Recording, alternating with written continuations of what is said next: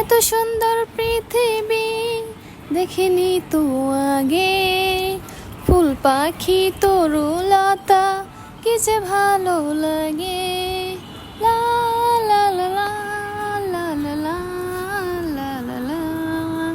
তো গাইজ, আপনারা কেউ কিছু মনে করবেন না প্লিজ, কারণ এত সুন্দর মনোমুগ্ধকর পরিবেশ দেখে আমি গান না গেয়ে আসলে থাকতে পারলাম না, যদিও কণ্ঠটা ভালো না মানে তো যাই হোক, তারপরেও একটু চেষ্টা করলাম আর কি, নিজের ভালো লাগা থেকে। আসলে আমি আর কাউকে ইমপ্রেস করার জন্য আসলে গানটা গাইনি। তো যাই হোক, তারপর দেখেন ফাইনালি চলে আসলাম দার্জিলিং। আর দার্জিলিংয়ের সেই আঁকা বাঁকা মেঠো পথ দিয়ে আমরা যাচ্ছি কিন্তু। আর এত সুন্দর জায়গায় নিয়ে আসার জন্য আমার হাজব্যান্ডকে অনেক অনেক থ্যাংক ইউ, অনেক অনেক ধন্যবাদ।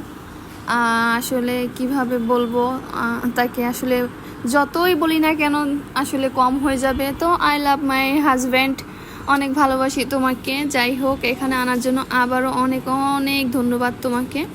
তো যাই হোক, দেখেন গাইজ, আমি এখানে একটু মেঘ ধরার চেষ্টা করতেছিলাম। আর এখানে দেখবেন পাহাড়ের চূড়ায় কিন্তু সব মেঘ, এগুলো আবার আপনারা কুয়াশা ভেবে কিন্তু ভুল করবেন না, এগুলো কিন্তু আসলেই মেঘ। আর দার্জিলিংয়ের এই মানে পাহাড়ের যে রোডগুলো, আঁকা বাঁকা রোড, এত সুন্দর না দেখলে আসলে আপনারা বুঝতে পারবেন না। অবশ্য যারা যারা গেছেন তারা কিন্তু জানেন বা দেখছেন।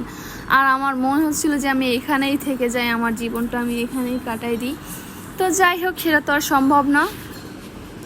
তো এই যে দেখেন, আমি আবার একটু এই পাশে দেখানোর চেষ্টা করতেছিলাম। আসলে মেঘের জন্য তেমন কিছুই ভালোভাবে দেখা যাচ্ছিল না, কিন্তু এখানে এসে আসলে আমার জীবনটা সার্থক হয়ে গেছে।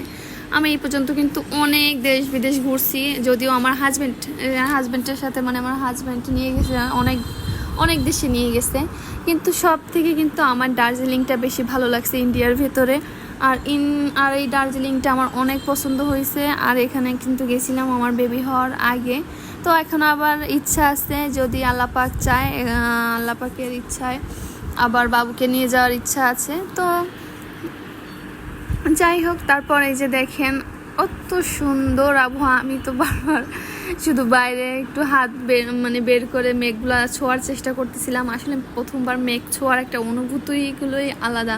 আবার দেখেন ড্রাইভার আমাদেরকে দেখাচ্ছিল, দেখেন ওইদিকে কিচ্ছু দেখা যায় না।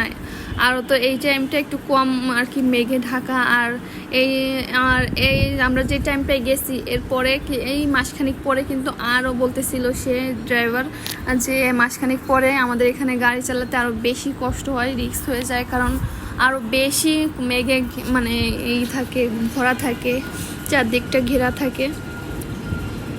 তো যাই হোক, তারপরে দেখেন রাস্তার পাশে কিন্তু দেখেন ছোট ছোট ঘর বাড়ি, আর পাশেই কিন্তু অনেক দেখেন আর পাহাড়, আপনি ডানে বামে যেখানেই তাকাবেন না কেন পাহাড় গাছগাছালি দিয়ে ভরা। আর আমরা কিন্তু এখানে অনেক অনেক উপরে আছি বর্তমানে, আমরা আরও উপরে যাব। আর দার্জিলিংয়ের সেই আমরা মেইন স্পটে যাব, হোপের ওইখানেও আমরা গেছিলাম মানে যাব সরি।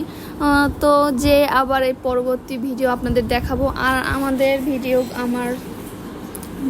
ভিডিও যদি ভালো লেগে থাকে আপনাদের, তাহলে আমাদের ইউটিউব চ্যানেলটি সাবস্ক্রাইব করবেন সবাই, আর আমাদের পাশে থাকবেন। আর এটা যেহেতু আমি মানে আমার নতুন পেজ এটা, বা আমার নতুন চ্যানেল এটা, ইউটিউব চ্যানেল, তো সবাই একটু সাপোর্ট করবেন বেশি বেশি করে।